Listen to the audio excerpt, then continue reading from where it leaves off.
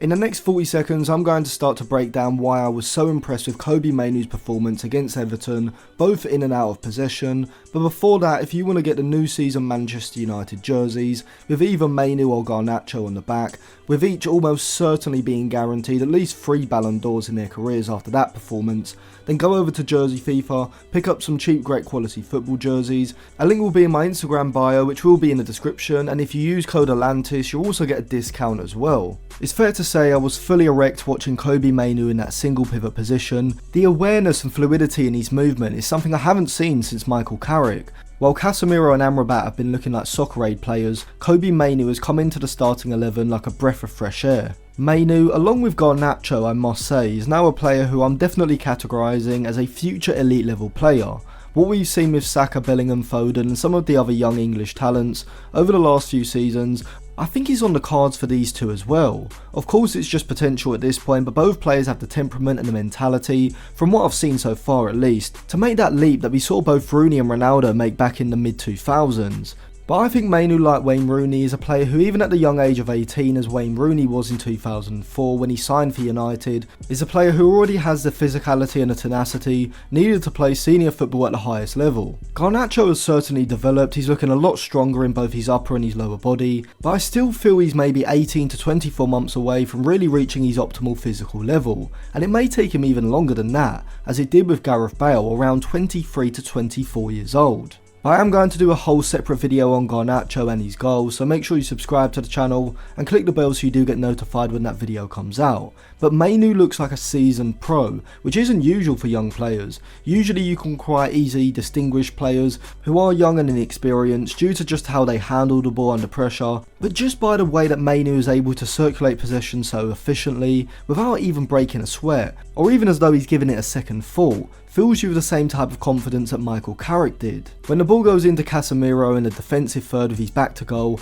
under pressure I hold my breath, anticipating a clunky turn followed by a dispossession or at best a simple yet slow pass just made to retain possession. However, with Kobbie Mainoo, even in tight situations, I have the confidence that he's got the ability to wriggle out of pressure and find a quick short pass, not just to sustain possession, but often also progressing the ball forward as well. And to be honest, I think it's obvious to everyone that Kobbie Mainoo is a level above everyone compared to what United have available in that single pivot position, particularly during the build-up phase. There was a point in the first half when McTominay received the ball from Onana in the defensive third under pressure with his back to goal, and he just played the pass straight back to Onana, not having the awareness or the fluidity in his ball control to turn out and maybe drive forward. And this pass just put United under even more pressure, leading to Andre Onana being forced long from an awkward position on his left foot and basically just gifting possession back to Everton. And so I think that Kobbie Mainoo is certainly better in the build-up phase than either Amrabat or Casemiro, and I don't think that can be denied. He's just so much more efficient and fluid with the ball at his feet, but he is also, in my opinion, significantly better than both of those two players in the middle third as well.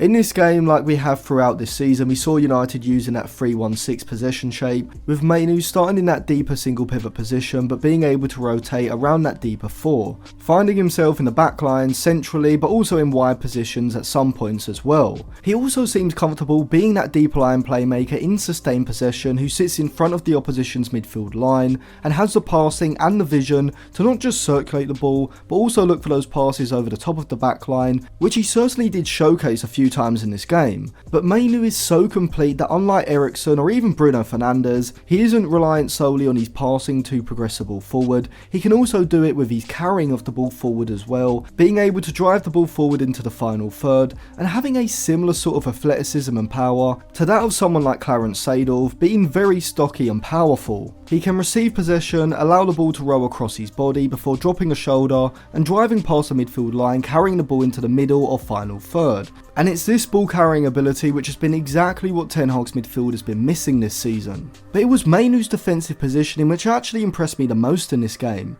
as at the start of the season both Casemiro and Eriksen were absolutely atrocious when it came to tracking runners into the box, and really their overall defensive positioning. However, against Everton we saw the sort of defensive performance from Kobbie Mainoo, which you expect from a seasoned veteran. Playing in that deeper midfield area, he showed the awareness to drop into the backline when needed, tracking runners and covering space when the centre-backs split, and he also made a key block in the game as well, seeing the danger before then racing across the box to stop the shot on goal. And for me, despite Garnacho's goal taking all the headlines, it was Kobbie Mainoo who somehow came out as the biggest positive from this game. And I think you'd be naive to not be putting him in the same sort of bracket that Saka and Bellingham were in a few seasons ago, basically players coming through who had potential, but just needed to have a few more seasons to really be able to prove it. I genuinely think that if Kobbie Mainoo was coming through at Barcelona, we'd already be hearing his name alongside the likes of Pedri and Gavi. So let me know what you think of Kobbie Mainoo in the comment section below, check out some of my other videos in the description, and subscribe to the channel and click the bell so you do get notified when my videos come out.